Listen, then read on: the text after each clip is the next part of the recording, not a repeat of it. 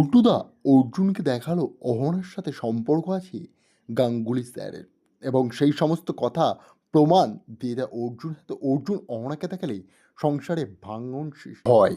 বন্ধুরা, আজকের চলন্ত পর্বে আমরা দেখতে চলেছি অহনা ও তার বস কথাবার্তা বলতে থাকে। অহনা বলে, স্যার আমি ফাইলটি জমা দিয়ে গেলাম, আপনি পুরো চেক করে নেবেন। তখনই স্যার বলে, ওকে কোনো প্রবলেম নেই, আমি বিশ্বাস করি তুমি তোমার সবটা দিয়ে করেছো। এবং স্যার বলে, খুব সুন্দর, তুমি তো সমস্ত কাজ পুরো নিখুঁতভাবে করেছেন। তারপরে অহনা বলে, স্যার এই ফাইলটি চেক করে দেখুন। তারপরে অহনা একের পর এক সব প্রমাণ দিলে অবাক হয়ে যায় গাঙ্গুলি স্যার। সে বলে, বাপ রে বাপ, আজ পর্যন্ত তোমার মতো এমন সুন্দর কাজ কেউ করতে পারেনি অফিসে। তুমি তো খুব সুন্দরভাবে সবটা সামলেছ অহনা, বেস্ট অফ লাক। এবং অহনা বলে, স্যার থ্যাংক ইউ। আর বলে, আমি আপনার সাহায্যে এত কিছু করতে পেরেছি স্যার, আপনি যদি সাহায্য না করতেন তাহলে এসব হতো না। অহনাকে তখন হ্যান্ডশেক করে স্যার জড়িয়ে ধরে বলে, এভাবেই তুমি উন্নতি করতে থাকো অহনা। অহনা আনকমফোর্টেবল ফিল করে, কিন্তু কী বা বলবে, স্যারের দিকে তাকিয়ে আর সে কিছু বলতে পারে না। স্যার তখন তাকে হ্যান্ডশেক করে একটু জড়িয়ে ধরলেই সুযোগটা কাজে লাগিয়ে পল্টুদা ফটো তুলে নেয় তাদের দুজনকে ঘনিষ্ঠ অবস্থা দেখে। এবং তারা দুজন শুধুমাত্র একটি হালকা সম্পর্ক, বস ও তার অ্যাসিস্ট্যান্ট হিসেবে, তাছাড়া কিচ্ছু নয়। কিন্তু এই বিষয়টাকে পল্টুদা নিয়ে গিয়ে বাড়িয়ে চড়িয়ে অর্জুনকে দেখায়।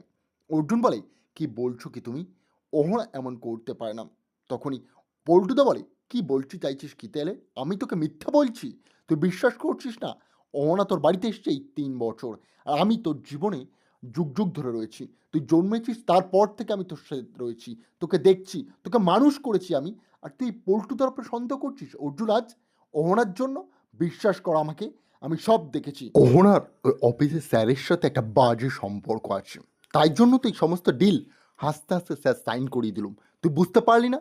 তুই কোনোদিন পারতিস 7 লক্ষ টাকা ডিল করাতে? অহনা কত সহজে প্রথমে চাকরিতে ঢুকে করলো। তখনই অর্জুন বলে, প্রমাণ দেখাও, তারপর বিশ্বাস করব। পল্টুদা তার ফোন থেকে ফটো বার করে অর্জুনকে দেখায় তার বসের সাথে সম্পর্ক তার স্ত্রীর। এদিকে অহনা সেই সময়ই বাড়িতে প্রবেশ করে। অজান্তেই অহনা কোনো কিছু না বুঝতে পেরেই বাড়িতে আনন্দের মুহূর্তে এসে সবার সাথে মিলেমিশে যায়। অহনা ফ্রেশ হয়ে নিচে এসে মঞ্জুলি বৌদিকে বোঝায়, যা হচ্ছে তা হতে দাও, পল্টু বিয়ে করছে, এগুলো মেনে নিতে শেখো। মঞ্জুলি বৌদি বলে, আমার আর কি যায় আসে বল, কী বা করবো, এই সব কিছু দেখে মেনে নিতেই হবে। তখনই পল্টুদা পেছন থেকে আসে, অর্জুনের মাথায় বিষ ঢেলে নিচে এসে পূজারানীর সাথে ধুমধাম করে বিয়ের সমস্ত রীতিনীতি পালন করে।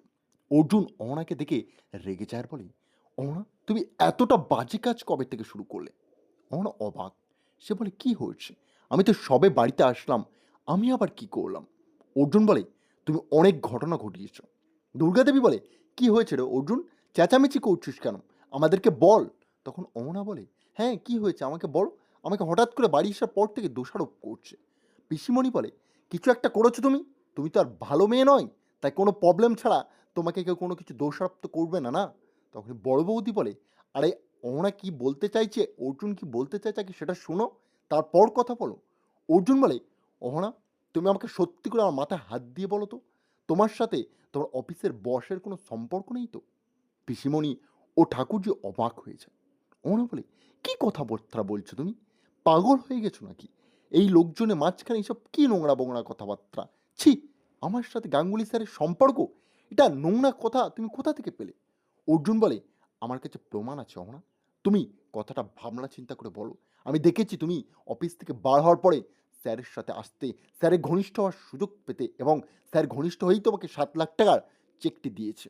অহনা অবিশ্বাস করে আর বলে, এসব ভুল কথাবার্তা। তখনই অর্জুন তার ফোন থেকে অহনা ও গাঙ্গুলি স্যারের জড়িয়ে ধরা ফটো দেখায়